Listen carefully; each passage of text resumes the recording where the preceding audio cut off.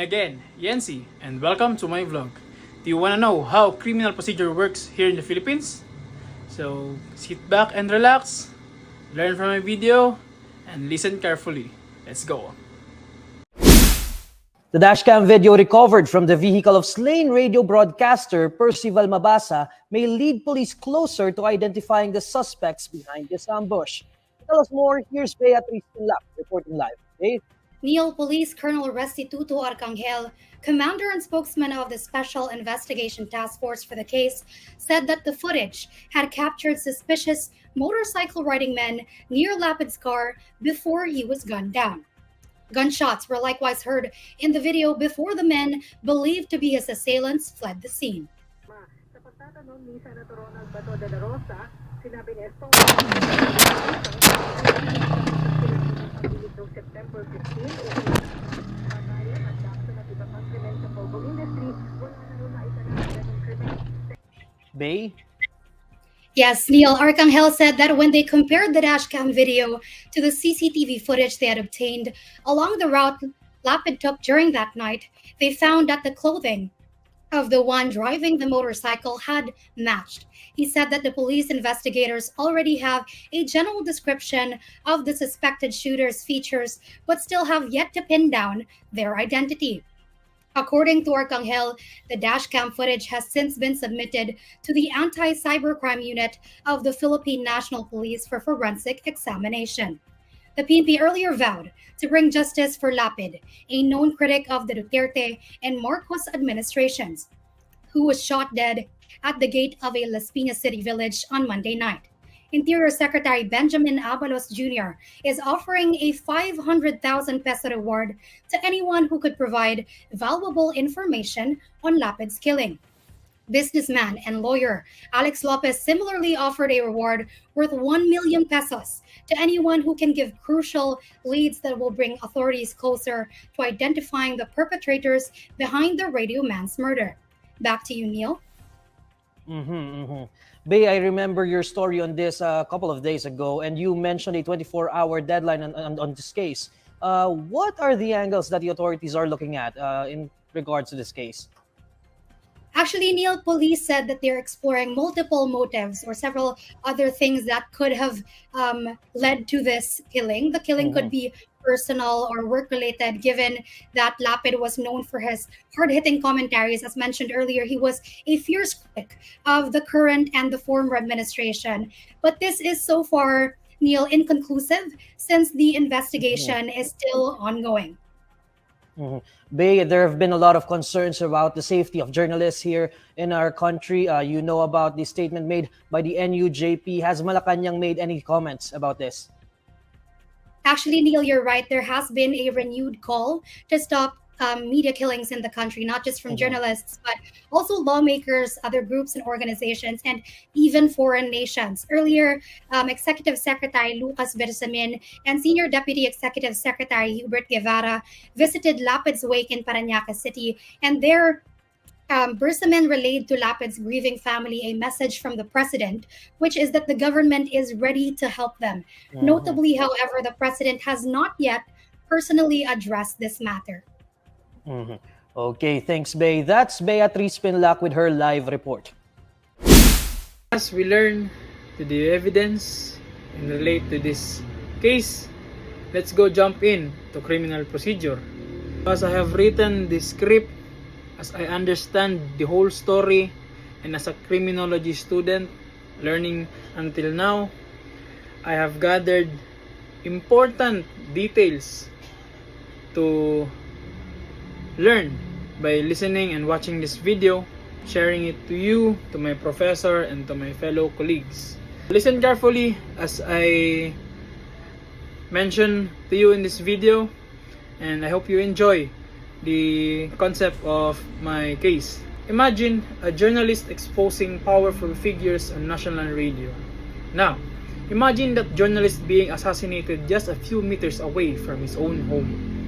That is exactly what happened to Percy Lapid.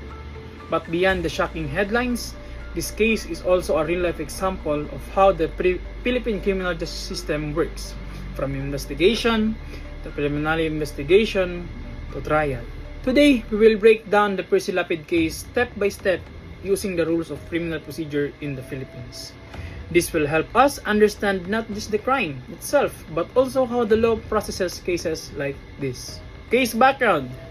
Percival Mabasa, better known as Percy Lapid, was a radio broadcaster and commentator known for openly criticizing corruption, government policies, and controversial public officials. On October 3, 2022, Lapid was driving near his home in Las Piñas City when a gunman on a motorcycle approached and shot him multiple times. He was rushed to the hospital but was later declared dead. Because of Lapid was a journalist who criticized powerful individuals, the killing immediately raised suspicions that the attack may have been politically motivated or contract killing. As I understand, here's step 1 in relate to the criminal procedure, commission of the crime. Under criminal law, a criminal case begins with the commission of the crime. In this situation, the crime investigated was murder under Article 248 of the Revised Penal Code.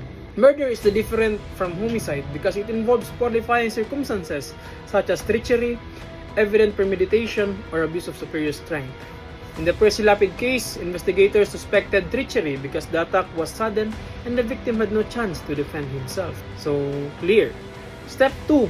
The police investigation. After a crime is committed, the next step under criminal procedure is police investigation. The Philippine National Police gathered several types of evidence including CCTV footage from nearby areas, ballistic evidence from the firearm used, witness testimonies, possible motive related to Lapid's broadcast. Eventually, authorities identified the suspected gunman as Joel Escorial. Escorial surrendered to the police and admitted his involvement in killing. This confession became a major turning point in the investigation. Step 3. Discovery of contract killing. During interrogation, Escorial revealed that he did not personally know Percy Lapid. He claimed he was hired to carry out the assassination for money. This revelation led investigators to suspect a contract killing scheme involving several people. Under criminal law, when multiple people agreed to commit a crime, this is called conspiracy. Clear.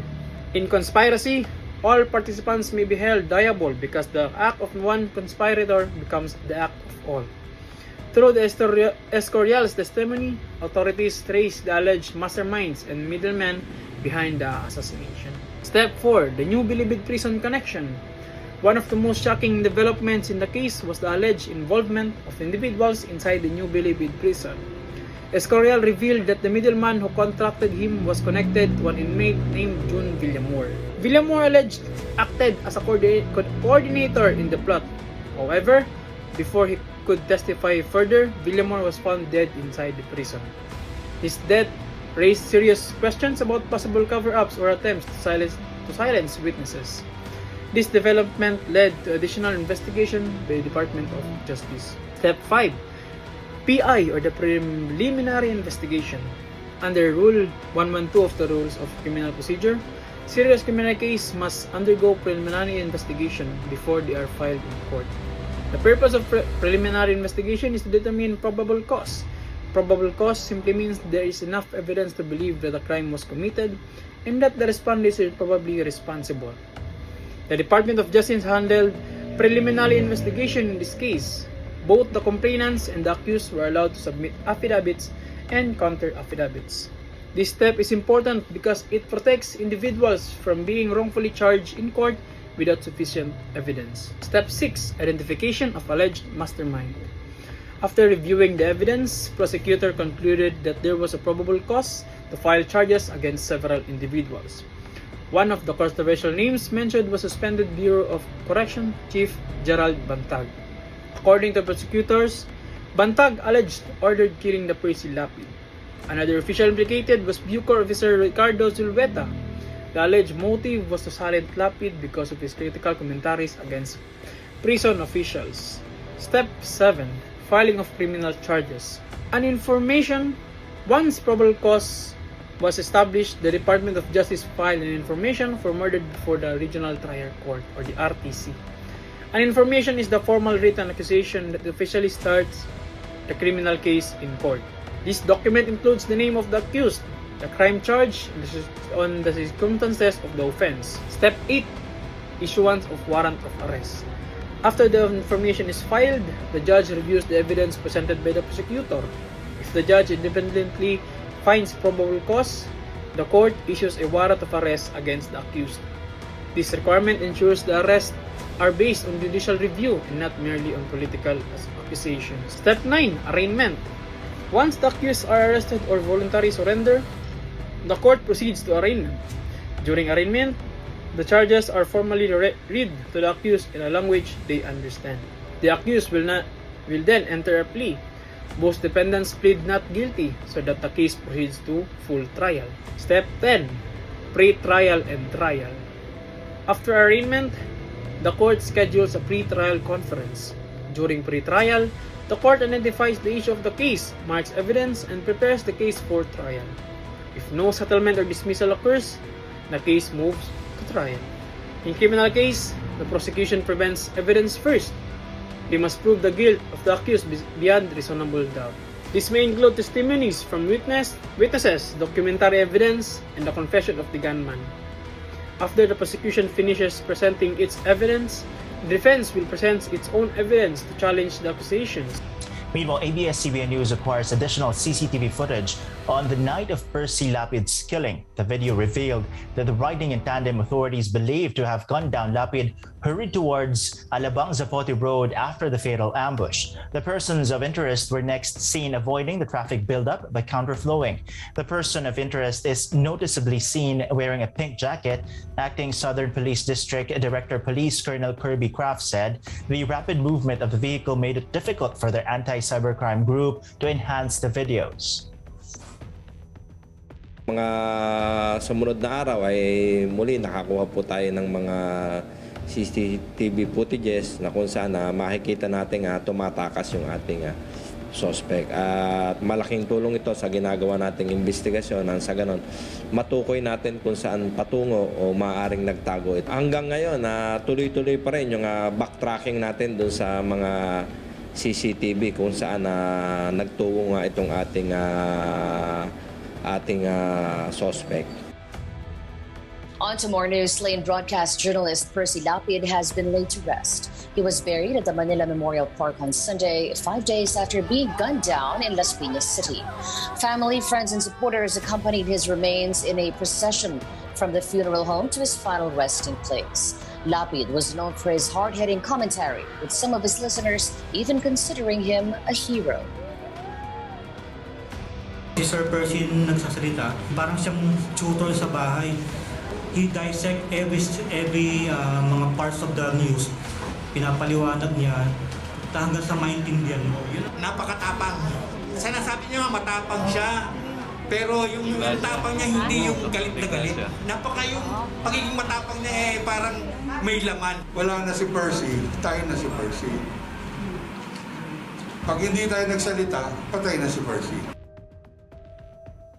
Mourners wore black t-shirts printed with Mabasa's face, the logo of his program Lapid Fire, and the words "Justice for Percy Lapid" on the back. Lapid's brother Roy Mabasa believes his brother's stand against corrupt officials and his job led to his assassination. Hindi po kami papayag na ang kaso ni Ka Percy ay mabilang lamang sa statistics. Nawa ang Pangulo ay marinig tayo. Ang hinihingi lang naman natin sa Pangulo ay pangunahan ang paglaban sa krimen na ito at lagyan, tuldukan.